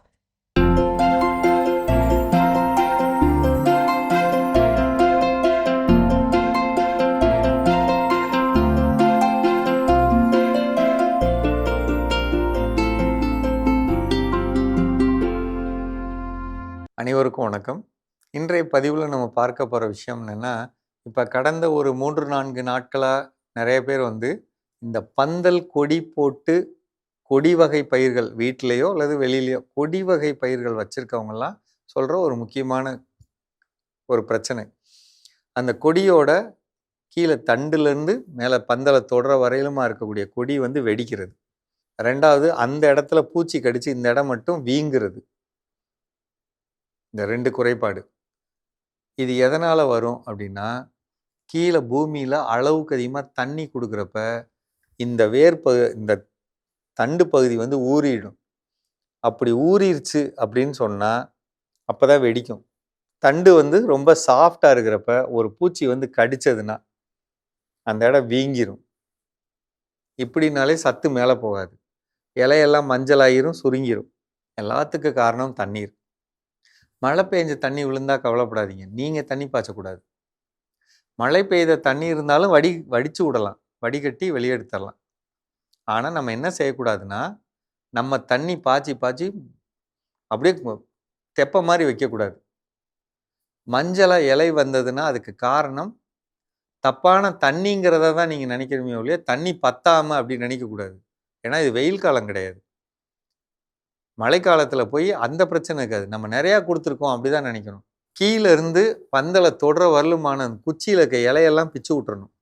வெறும் குச்சி தான் நிற்கணும். அங்கே முத்துன இலை நின்றுச்சுன்னா அங்கே தான் பூச்சி கடிக்கும். இலையெல்லாம் அழுகி போகும், அழுகுனது கீழே உழுகிறது தொல்லையாகும். கொஞ்சம் முடிஞ்ச அளவுக்கு நீங்கள் இந்த இடத்த சரி பண்ணுறது மட்டும் இல்லாமல் செடியோட தலைப்பகுதியில் அந்த பந்தல் விரிஞ்சு போகிறப்ப நுனியை கிள்ளி விடலாம். நுனியை கிள்ளி விட்டு கிளைகள் நிறையா போகிறத உறுதிப்படுத்தலாம். 12 நாளைக்கு ஒரு முறை பூச்சி விரட்டி திரவங்கள் தெளிக்கலாம். 12 நாளைக்கு ஒரு முறை வளர்ச்சி திரவங்களை தெளிக்கலாம். அந்த வளர்ச்சி திரவம் தெளிக்கிறப்ப நீங்கள் உயிரியல் கரைசல் செய்யலாம் அப்படின்னு நினச்சிங்கன்னா, நிச்சயமாக 100 லிட்டர் தண்ணியில் 1 லிட்டர் வெர்டிசீலியம் லக்கானி அதை கலந்துக்கணும். 1 லிட்டர் பேசிலஸ் துரிஞ்சியன்சிஸ் கலந்துக்கணும். அழுகல் வராமல் இருக்க 1 லிட்டரு சூடோமோனாஸ் கலந்துக்கணும். நல்ல வளர்ச்சிக்கு 2 கிலோ பஞ்சகாவியா கலந்துக்கணும். நுண்ணூட்ட சத்துக்காக 1/2 கிலோ கடல் பாசி உரம், 1/2 லிட்டர் ஹியூமிக் அமிலம் கலந்துக்கணும். இதை தெளிக்கணும். பந்தல் வகை காயில் என்னென்ன காய்? பீர்க்கங்காய், பாகக்காய், புடலங்காய், சொரக்காய், கோவக்காய், அவரைக்காய், இது எல்லாத்துலேயுமே பூச்சி வந்து முட்டை போட்டு புழு உண்டு பண்ண வாய்ப்பு இருக்குது. முடிஞ்ச அளவுக்கு கசப்புத்தன்மை அதிகம் உள்ள புகையிலை கரைசல், கசப்புத்தன்மை அதிகம் உள்ள அக்னி அஸ்திரம், காட்டம் அதிகமாக இருக்க கற்பூர கரைசல், இதை தெளிக்கணும். கசப்புத்தன்மை 2-3 திரவத்தை கலந்து கூட தெளிக்கலாங்க. கசப்புத்தன்மை தான் அதோட அடிப்படை.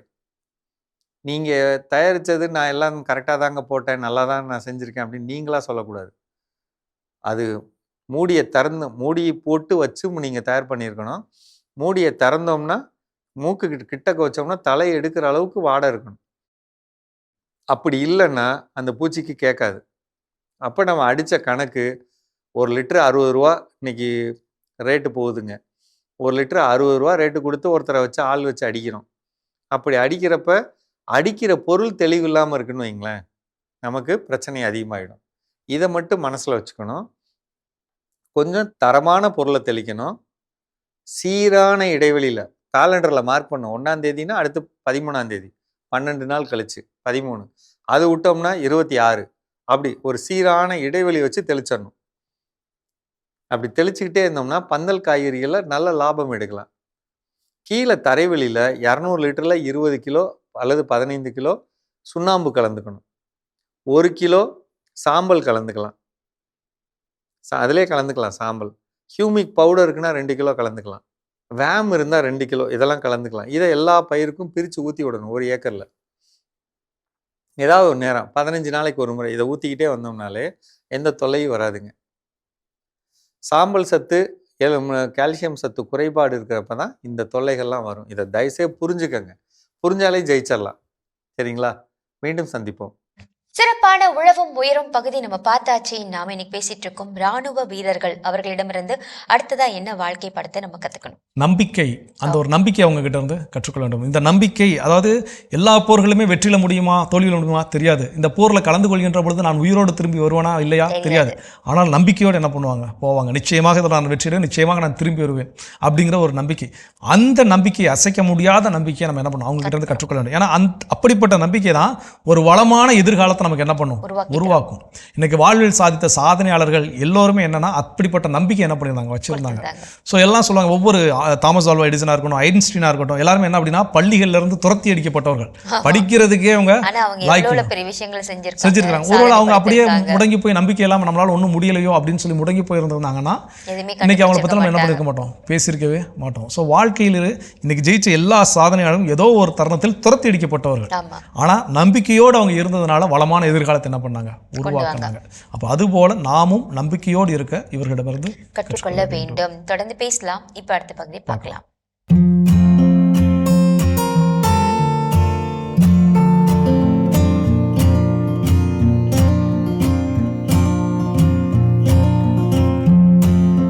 அன்பான மாதா தொலைக்காட்சி நேயர்களுக்கு வணக்கம். எங்கதிப்பா, இப்போ நவடேஸ் நம்ம பார்க்குறோம், நிறைய பேரண்ட்ஸாக இருக்கட்டும், இல்லை பாட்டி தாத்தாவாக இருக்கட்டும், என்ன சொல்கிறாங்கன்னா, என் பேரை குழந்தை, என் பேத்தி என்னங்க சாப்பிடவே மாட்டேங்கிறாங்கன்னு ஒரு கம்ப்ளைண்ட்.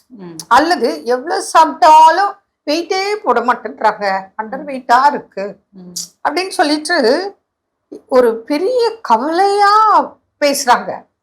ஆதங்கமா அவங்க வெளிப்பாடு இருக்கு. கொஞ்சம் வெயிட் பொண்ணுக்க ரொம்ப வெயிட் கம்மியா இருக்கு, ரொம்ப கம்மியா இருக்கு அப்படின்னு ஃபீல் பண்றாங்க.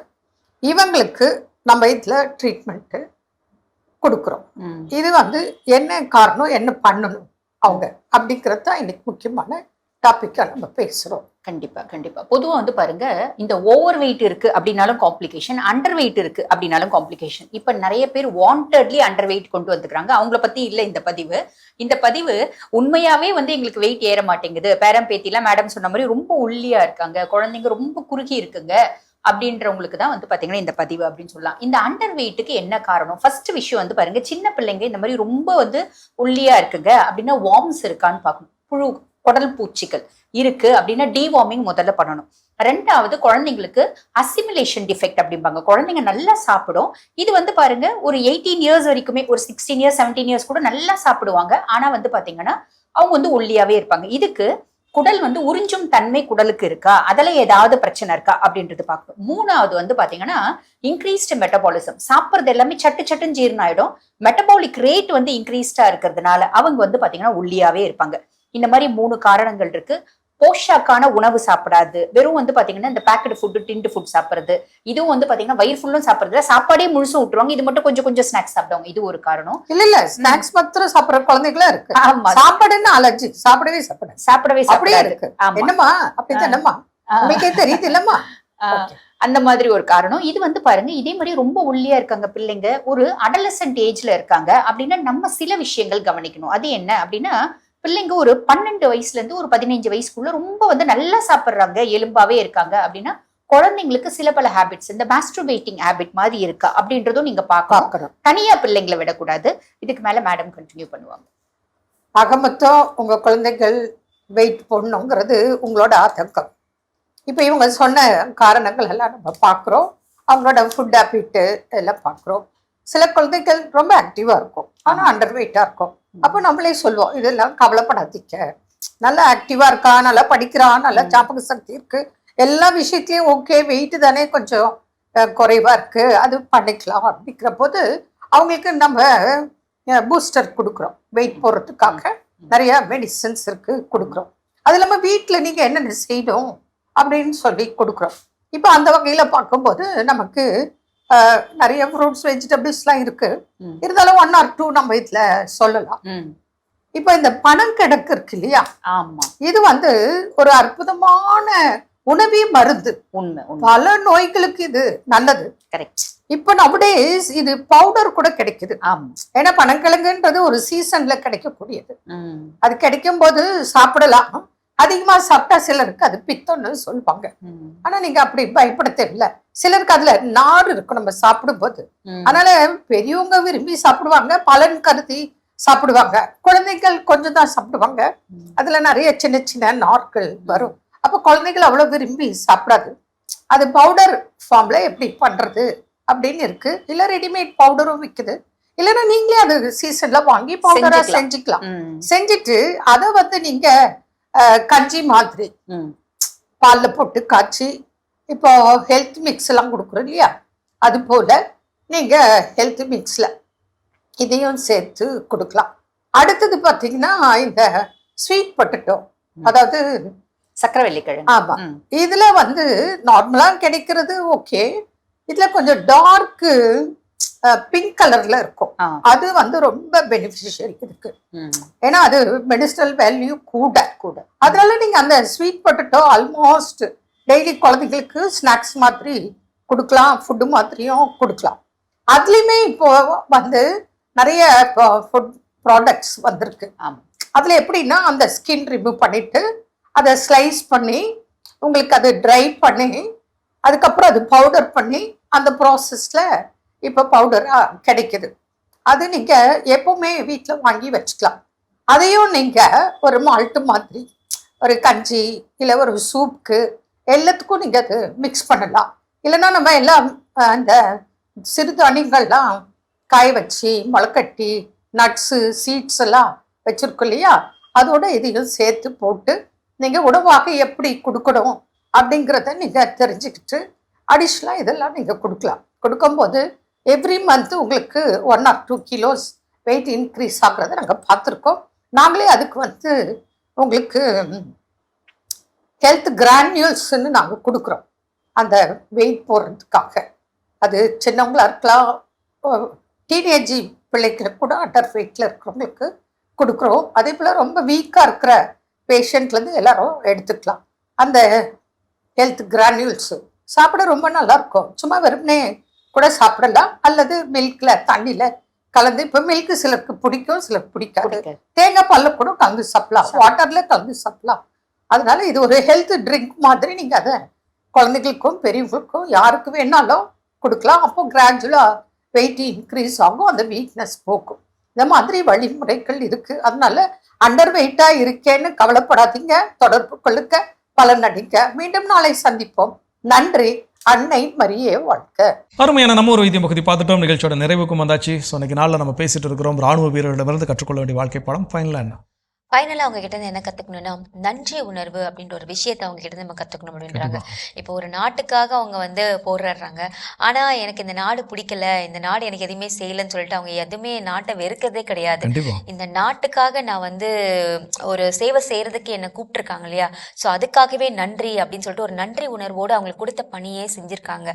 ஸோ அதான் அந்த விஷயத்த நம்ம அவங்க கிட்ட இருந்து கத்துக்கணும். கண்டிப்பா. ஏன்னா இன்னைக்கு எல்லாருக்கிட்டையும் நம்ம எல்லாம் கேட்டோம்னா நம்ம குறை சொல்றதுக்கு எனக்கு இந்த அது பிடிக்கல, இது பிடிக்கல, இது தப்பா இருக்குன்னா எவ்வளவோ நம்ம குறைபட்டு கொண்டு இருக்கிறோம். எந்த குறையும் கிடையாது. என் நாடு குறையோட இருந்தாலும் சரி, என் நாட்டுக்குமே பாசம் இருக்குது, அக்கறை இருக்குது, தேசபக்தி இருக்குது. அதை நான் என்ன பண்றேன், இப்படி வெளிப்படுத்துகிறேன். என்னுடைய ராணுவ பணியில் நான் அதை வெளிப்படுத்துகிறேன். ஸோ அந்த நன்றி உணர்வு இன்னைக்கு காவல்துறை அதிகாரிகள் எல்லாருமே அவங்க தான், ராமனூர் மட்டுமல்ல, காவல்துறை அதிகாரிகளும் அதில் என்ன பண்ணாங்க, உள்ள வராங்க. ஸோ அப்போ அவங்களுமே அந்த மாதிரியான நன்றி உணர்வோடு தேசத்தின் மீதான அந்த நன்றி உணர்வு இருக்கிறதுனால தான் அவரால் சிறப்புற செயல்பட முடிகிறது. அந்த நன்றி உணர்வை நாம் கற்றுக்கொண்டு நம்முடைய வாழ்க்கையை அப்ளை பண்ணோம்னா நிச்சயமாக நாமும் மகிழ்ச்சியோடு இருக்க முடியும். ஸோ சிறப்பான நாள், சிறப்பான சிந்தனை. இந்த மகிழ்ச்சியோடு இன்னைக்கு யார் யாரெல்லாம் திருமண நாள், பிறந்த நாள் கொண்டாடுறாங்கன்னு பார்க்கலாம். அதில் குறிப்பாக இன்றைக்கி வந்து குளித்துறை மறை மாவட்டத்தினுடைய ஆயர் மேதக ஆல்பர்ட் அனஸ்தாஸ் அவர்கள் அவருடைய பிறந்த நாளை கொண்டாடுறாரு. ஸோ அவருடைய உடல் உள்ள சுகத்திற்காக நாமளும் ஜெபிக்கலாம், அன்பர்களையும் ஜெபிக்க சொல்லி கேட்டுக்கலாம். அவரோடு இணைந்து இன்னைக்கு யாரெல்லாம் விழா கொண்டாடுறாங்கன்னு பார்க்கலாம்.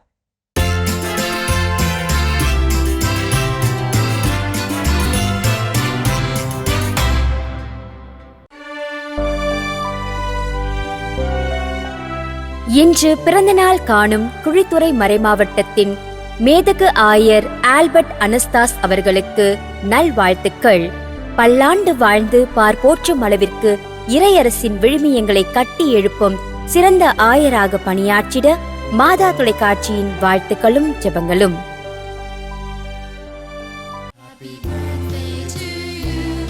கனடாவில் வசிக்கும் எரிக் நிலன் இன்று தனது 4ஆம் ஆண்டு பிறந்த நாளினை கொண்டாடுகிறார்.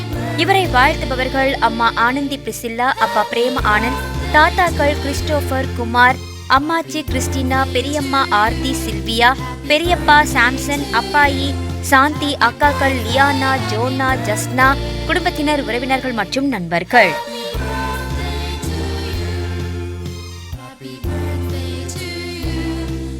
ஆல்ரிச் ஐசக் நோயல் இன்று தனது பிறந்த நாளினை கொண்டாடுகிறார். இவரை வாழ்த்துபவர்கள் அப்பா ஸ்டீஃபன், அம்மா மெர்சி, குடும்பத்தினர், உறவினர்கள் மற்றும் நண்பர்கள்.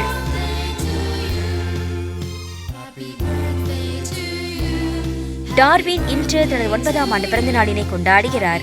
இவரை வாழ்த்துபவர்கள் அம்மா ராஜேஷ் மேரி, அப்பா டென்னிஸ் கரன், தாத்தா ராஜ்குமார், அம்மம்மா ஜெயமணி, பெரியப்பா, மாமாக்கள், மாமிகள், சித்தப்பா, சித்தி, தங்கை ரத்விகா, மச்சான் சர்வின், ஜெஸ்பின், குடும்பத்தினர், உறவினர்கள் மற்றும் நண்பர்கள்.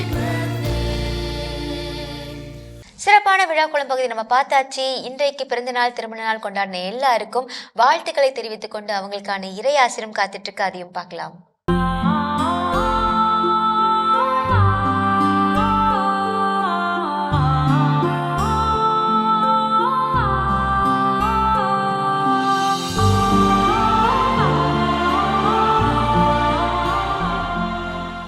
மாதா தொலைக்காட்சி நண்பர்களே, உங்கள் அனைவருக்கும் வாழ்த்துக்கள். இன்று ஆண்டவர் நமக்கு என்ன சொல்லுகிறார் என்று கேட்போமா? நீதிமொழிகள் அதிகாரம் 16 வசனம் 3, உன் செயல்களை ஆண்டவரிடம் ஒப்படை, அவற்றை வெற்றியுடன் நிறைவேற்றுவாய். உன் செயல்களை ஆண்டவரிடம் ஒப்படை, அவற்றை வெற்றியுடன் நிறைவேற்றுவாய். எவ்வளோ அழகான வார்த்தைகள். நாம் அடிக்கடி புலம்புகிறோம், என்னுடைய வேலை வெற்றி பெறவில்லையே, நான் தொடங்கிய வேலையை சரியாக முடிக்கவில்லையே, இன்று நான் சென்ற அந்த திட்டம் நிறைவேறவில்லையே என்றெல்லாம் நாம் அங்கலாய்க்கிறோம். பல நேரங்களிலே மிகவும் வேதனைப்படுகிறோம். நண்பர்களே, இந்த வேதனைகளுக்கெல்லாம் ஒரே ஒரு முடிவு இந்த திருவசனம் நமக்கு சொல்வதுதான். உன் செயல்களை ஆண்டவரிடம் ஒப்படை, அவற்றை வெற்றியுடன் நிறைவேற்றுவாய். உனக்கு பதிலாக ஆண்டவர் தாமே உன் வழியாக அனைத்தையும் செய்வார். அப்போது உன் செயல்கள் எல்லாமே வெற்றியாக இருக்கும். தோல்வியை நீ சந்திக்க வேண்டிய அவசியம் இருக்காது, துன்பமும் உனக்கு நேரிடாது. எனவே உன் செயல்களை ஆண்டவரிடம் ஒப்படைத்து இந்த நாளின் தொடக்க முதல் இன்று இரவு வரைக்கும் செய்யும் ஒவ்வொரு காரியத்தையும் ஆண்டவரே இதோ உம்மிடம் ஒப்படைக்கிறேன், என்னோடு இருந்து என்னோடு செயல்படும் ஆண்டவரே என்று அவரை கேட்டு அந்த உன் காரியங்களை, உன் வாழ்வை, உன் சிந்தனையை, உன் செயல்களை அவரிடத்தில் ஒப்படைத்து நீ செயல்படு. அப்போது வெற்றியாக நீ வாழ்வாய். எல்லாமல்ல இறைவன், தந்தை, மகன், தூய ஆவியார் உங்களுக்கு ஆசி வழங்குவாராக. ஆமேன். மகிழ்ச்சி. நம்ம அன்பு ஆயரோட இறையாசிர் நம்ம அனைவருக்கும் நிறைவாக கிடைச்சிருக்குது. இந்த மகிழ்ச்சியோடு இன்றைய நாளில் கற்றுக்கொண்ட பாடம், இராணுவ வீரர்களிடமிருந்து, காவல்துறை அதிகாரிகளிடமிருந்து நாம் கற்றுக்கொள்ள வேண்டிய வாழ்க்கை பாடங்கள் என்னென்ன அப்படிங்கிறது. ஸோ இதை கற்றுக்கொண்டு அவர்களைப் போல் நாமும் தியாக உணர்வோடு, நாட்டிற்காக நன்றி உணர்வோடு, தேசபக்தியோடு வாழ கற்றுக்கொள்ள வேண்டும். அந்த அழைப்பை கொடுத்த கடவுளுக்கு நன்றி சொல்லி இன்னைக்கு நம்ம நிகழ்ச்சி நிறைவு செஞ்சதுனால இனிதே தொடங்கலாம். அன்பானவர்களே, வாழ்க்கை என்னும் போர்க்களத்தில் துணிந்து நிற்போம், வென்றிடுவோம் என்ற இந்த சிந்தனையோடு இன்றைய கடவுள் வணக்கம் நிகழ்ச்சியை நாங்கள் நிறைவு செய்கிறோம். இந்த நாள் இனிய நாளாக அமைய மாதா தொலைக்காட்சியின் வாழ்த்துக்களும் ஜபங்களும். மீண்டும் உங்களை கடவுள் வணக்கம் நிகழ்ச்சியில் சந்திக்கும் வரை உங்களிடமிருந்து விடைபெறுகின்றோம். இயேசுவுக்கே புகழ். மரியே வாழ்க. நீ ஆர்ட்ஸ் தானடா படிச்ச, எப்படி ஐடில வேலை பார்க்குற? எந்த டிகிரினாலும் பரவாயில்லண்ணா. சென்னையில் இருக்க எஸ்எல்ஏ ஐடி ட்ரைனிங் இன்ஸ்டியூட் தான் நான் ட்ரைனிங் எடுத்தேன். மாதம் 30,000 சம்பாதிக்கிறேன். சூப்பர்டா. For IT training and placement, contact 8870767784.